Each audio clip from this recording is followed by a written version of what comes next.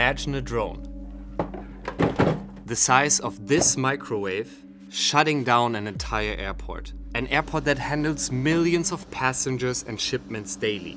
That is what happened at Leipzig's airport just days ago, after an explosive-laden drone was found near the cargo area. The airport is a major node in Europe's supply chain network and a hub for military logistics and support for Ukraine. And it is now caught in the crosshairs of modern warfare.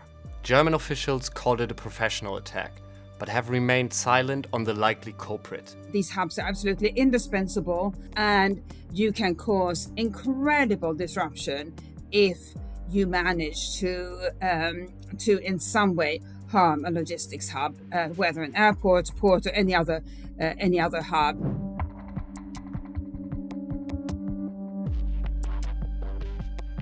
Leipzig is not an isolated case. Drone incidents have repeatedly disrupted airports and other critical infrastructure around the world. Supply chains are set up in an extremely efficient way, which makes it quick, it makes it cheap, but these operations are set up for a world in which countries respected that business was neutral. It was not should not be considered a target in any way. And now all of a sudden they are discovering that they do have to worry about national security. But putting that as a priority is completely different from having business efficiency as your priority.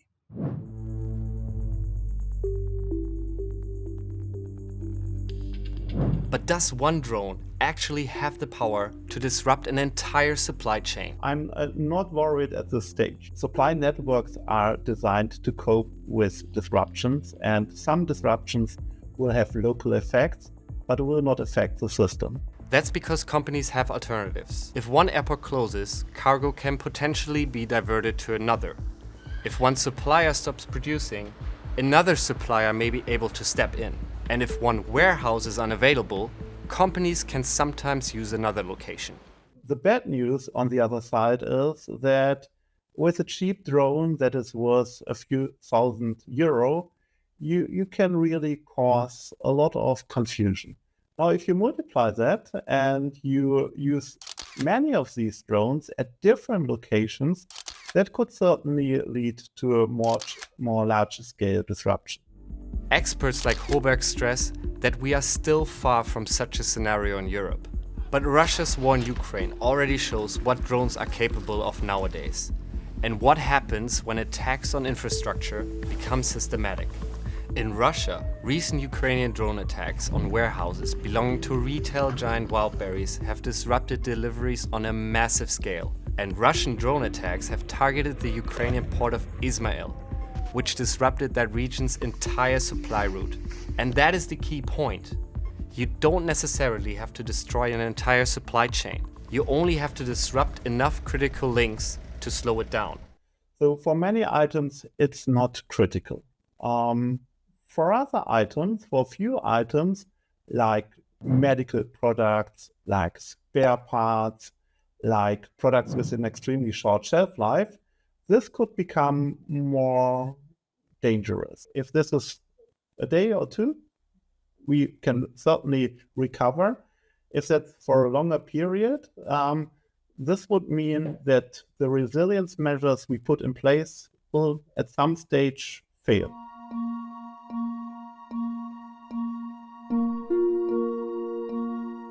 So if Europe's supply chains are so important and potentially so vulnerable, how do you protect them?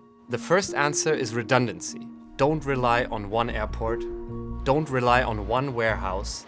Don't rely on one supplier.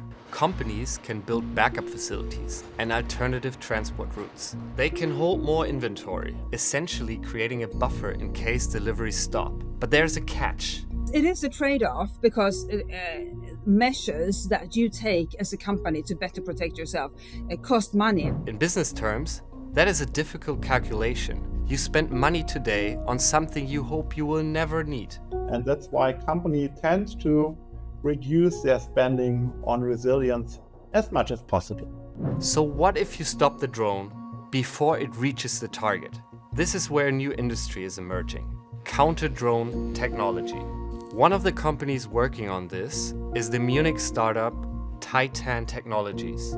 Its interceptor drones are already being used in Ukraine and for the protection of military infrastructure in Germany.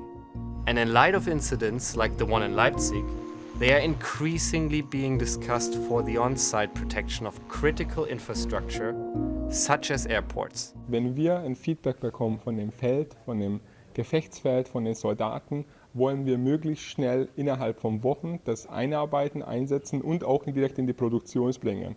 Ich glaube, das ist, was wir in Europa insgesamt brauchen, weil die Lage, die Bedrohungslage ändert sich viel, viel schneller, als wir das bisher erlebt haben. Because even the best drone defense system cannot protect every warehouse, every railway junction, every port, and every airport. So the answer is not simply to build more defenses. It is to build a system that can quickly adapt and keep moving when something goes wrong. But again, who pays for that resilience? It is unfair in a sense that companies should have to spend money on protecting themselves against geopolitically motivated aggression when they are not involved in anything relating to geopolitics, but it is a reality today. The question for Europe is no longer how cheaply and quickly it can move goods. It is how much resilience the continent is willing to pay for before it is forced to.